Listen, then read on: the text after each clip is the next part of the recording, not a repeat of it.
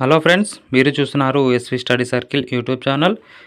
ఎవరైతే మన ఛానల్ని ఫస్ట్ టైం కనుక విజిట్ చేసి తప్పకుండా సబ్స్క్రైబ్ చేసుకోండి. ఎందుకంటే తర్వాత వచ్చే వీడియోస్ నోటిఫికేషన్ రూపంలో మీకైతే వస్తాయి కాబట్టి ఖచ్చితంగా సబ్స్క్రైబ్ చేసుకోండి. ఈ వీడియోలో 14th లెసన్ నీరున్నదే కొంచెం వృధా చేయకండి పాఠ్యభాగంలోని ఇంపార్టెంట్ పాయింట్స్ ఒకసారి చూసుకున్నట్లయితే సముద్రాలలో గనక 97% నీరు ఉంటుంది. సముద్రాలలో అంటే ఎక్కువ శాతం నీరు సముద్రాలలో ఉంటుంది.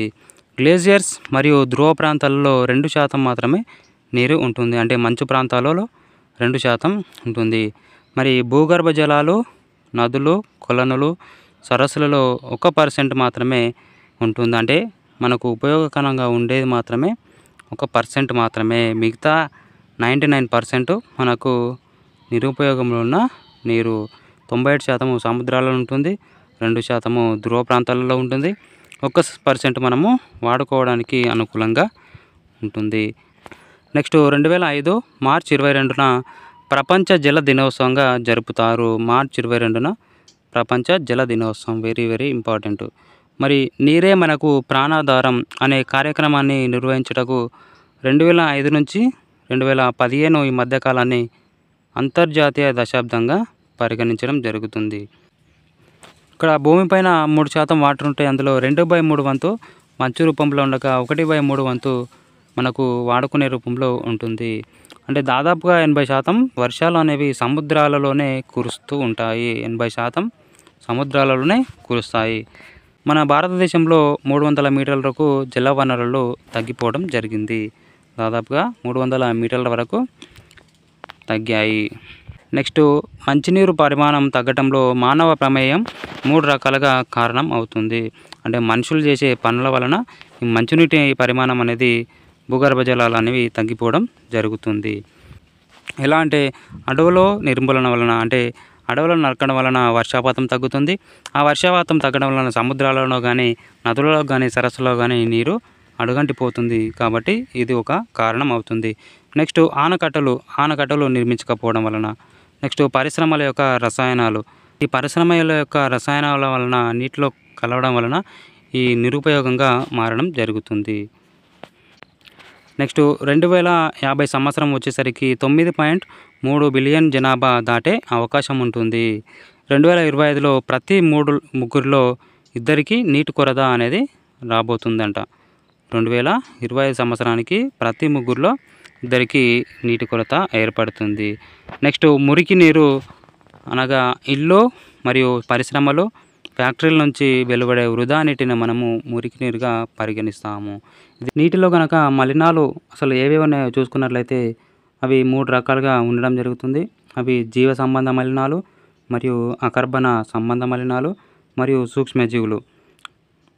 అందులో ఫస్ట్ వచ్చేసి జీవ సంబంధ మలినాలు మానవ మరియు జంతు సంబంధ వ్యర్థాలు, అంటే నూనెలు, ఎరువులు, క్రిమి సంహారాలు, కలుపు నాశనలు మరియు పండ్లు, కూరగాయల యొక్క చెత్త, వీటన్నిటిని కలిపి జీవ సంబంధ మలినాలు.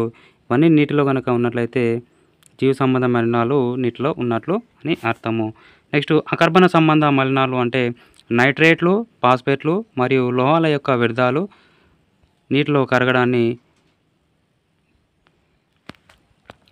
నీటిలో కరిగి ఉండే మలినాలనే అకర్బన సంబంధ మలినాలు అంటారు.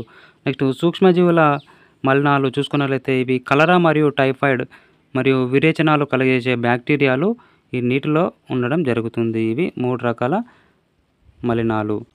నెక్స్ట్ కలుషిత నీరు శుద్ధి చేసే కేంద్రాలలో అసలు మురుగునీటిని ఎలా శుభ్రం చేస్తారో ఒక 7 దశలు ఇవ్వడం జరిగింది. అవి ఏ దశలో ఎలా ప్రాసెస్ జరుగుతుందో ఇప్పుడు తెలుసుకుందాం. అందులో ఫస్ట్ దశలో కలుషిత నీటిని కడ్డీ తెరల ద్వారా పంపిస్తారు. ఇలా పంపించినప్పుడు చెత్త మరియు చెదారాన్ని తొలగిస్తారు. అంటే ప్లాస్టిక్ కవర్లు కానీ అట్లాంటివి తేలికగా ఉన్న వాటిని ఈ ఫస్ట్ దశలోనే తొలగించడం జరుగుతుంది. నెక్స్ట్ రెండవ దశలో ఏం జరుగుతుందంటే మట్టి మరియు ఇసుకను తొలగించే ట్యాంకులలోకి ఈ నీటి వేగాన్ని తగ్గించి ఈ మురుగునీటిని పంపుతారు. ఈ బరువుగా ఉన్న ఇసుక మరియు మట్టి మరియు గులకరాలు అనేవి అడుగు భాగంలో చేరుతాయి. ఇది రెండవ దశలో జరిగే ప్రాసెస్. నెక్స్ట్ మూడవ దశ. ఈ దశలో ఏటవాలు ట్యాంకులలో నీటిని పంపించి నిల్వ చేశారు. ఇలా నిల్వ చేసే క్రమంలో ఘనరూపంలో ఉండే విసర్జకాలు అనేవి అడుగు భాగాన చేరుతాయి. వాటిని స్క్రాపర్లతో తొలగిస్తారు. ఈ ఘనరూప విసర్జకాలన్నిటినీ స్క్రాపర్లతో అనే మిషన్లతోటి వేరు చేయడం జరుగుతుంది. మరి దీనినే ద్రవరూప మరుగు అని అంటారు. ద్రవరూప మరుగు.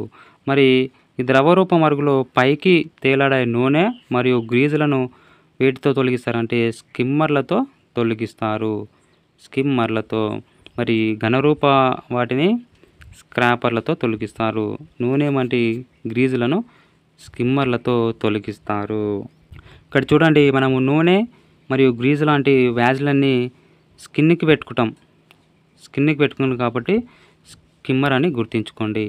ఇది ఒకటి గుర్తుంచుకుంటే ఇది ఆటోమేటిక్గా గుర్తుంటుంది కాబట్టి కనిపిస్తవద్దు. నూనె మరియు గ్రీజులు మనము చలికాలంలో పగిలినప్పుడు స్కిన్కి పెట్టుకుంటాం కాబట్టి అట్లా గుర్తుంచుకోండి. నూనె గ్రీజులను వేరు చేయడానికి స్కిమ్మర్లను వాడుతారు.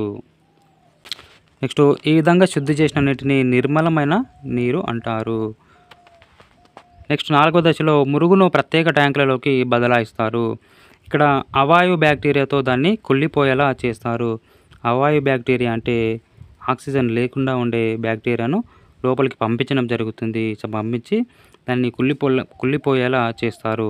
ఈ దశలో కనుక రిలీజ్ అయిన బయోగ్యాస్ను మరియు కరెంటు ఉత్పత్తికి వాడడం జరుగుతుంది. ఇది 4వ దశలో జరిగే ప్రక్రియ. మరి 5వ దశలో శుద్ధి చేసిన నీటిలోకి గాలిని పంపుతారు. ఇక్కడ 4th దశలో అవాయు సహిత బ్యాక్టీరియాను పంపించి కుళ్ళింపజేస్తారు. 5వ దశలో గాలిని పంపుస్తారు.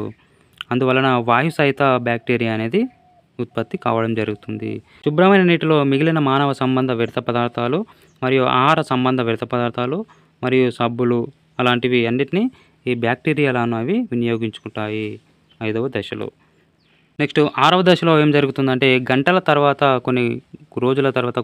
తర్వాత బ్యాక్టీరియా అనేది ట్యాంకు యొక్క అడుగు భాగాన చేరుతుంది. దీనిని క్రియాశీల మురుగుగా మారుతుంది.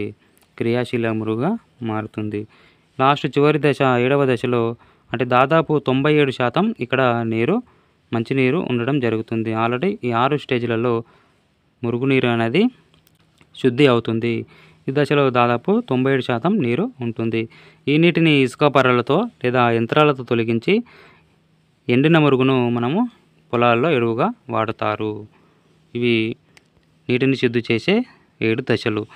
నెక్స్ట్ చివరగా క్రిమిరహితం చేయుటకు క్లోరినేటెడ్ ఆక్సిజన్ను పంపించడం జరుగుతుంది. తర్వాత నదులకు కానీ భూగర్భ జలాల్లోకి ఈ నీటిని వదలడం జరుగుతుంది. నెక్స్ట్, ఏరియేషన్ వల్ల సూక్ష్మజీవుల వ్యర్థాలను వేగంగా కుళ్ళింపజేస్తాయి. దీనినే జైవిక పద్ధతి అంటారు. నెక్స్ట్, భౌతిక పద్ధతి అనగా వడబోసిన తర్వాత ద్రావణం శుభ్రంగా లేకపోతే నీరు స్పష్టంగా కనబడేంత వరకు వడపోయాలి. దానిని భౌతిక పద్ధతి అంటారు. మరి రసాయన పద్ధతి అంటే క్లోరిన్ లేదా బ్లీచింగ్ పౌడర్ కలిపి క్రిములను చంపడాన్ని రసాయన పద్ధతి అంటారు. జైవిక పద్ధతి, భౌతిక పద్ధతి మరియు రసాయన పద్ధతి. జైవిక పద్ధతిలో ఏరియేషన్ ద్వారా సూక్ష్మజీవులను చంపడం, మరి భౌతిక పద్ధతి ద్వారా వడబోయడం ద్వారా, మరియు రసాయన పద్ధతి ద్వారా క్లోరిన్ లేదా బ్లీచింగ్ పౌడర్ ద్వారా క్రిములను చంపివేయడం. నెక్స్ట్, తెరిచి ఉన్న మురుగు కాలువ వ్యవస్థ అనగా మన ఇంటి నుండి వచ్చే వ్యర్థాలు రోడ్డుకి ఇరువైపులా మురికి కాలువలోకి విడుదల అవుతుంది. దీనినే మురుగు కాలువ వ్యవస్థ అని అంటారు. Open drainage system. నెక్స్ట్, భూగర్భం నుండి పైప్ లైన్ల ద్వారా మురుగునీరు వెళ్ళేదే మూసి ఉన్న మురుగు కాలువ వ్యవస్థ under drainage. Open drainage system మరియు క్లోజ్డ్ డ్రైనేజ్ సిస్టమ్. దీనిని అండర్ డ్రైనేజ్ అని కూడా అంటారు. నెక్స్ట్, మెదక్ జిల్లాలో నల్ల వ్యాలీ వన రక్షణ సమితి ఏర్పాటు కావడం జరిగింది. ఇది 1993లో స్టార్ట్ కావడం జరిగింది. ఎంతమంది అంటే 600 మందితోటి స్టార్ట్ కావడం జరిగింది. దీని ద్వారా 310.40 హెక్టార్ భూరక్షణ సమితి సభ్యులకు కేటాయించడం జరిగింది. దీని ద్వారా ఇంకుడు గుంతలు తీయడం జరిగింది మరియు రెయిన్ వాటర్ని స్టోరేజ్ చేయడానికి కాంటూర్ కందకాలను తవ్వి ఏర్పాటు చేయడం జరిగింది. ఇవి 14వ లెసన్కి సంబంధించినటువంటి text book important points. Please నచ్చితే లైక్ చేయండి, షేర్ చేయండి. మరొక వీడియోలో మరొక లెసన్తో మళ్ళీ కలుసుకుందాం. Thank you for watching.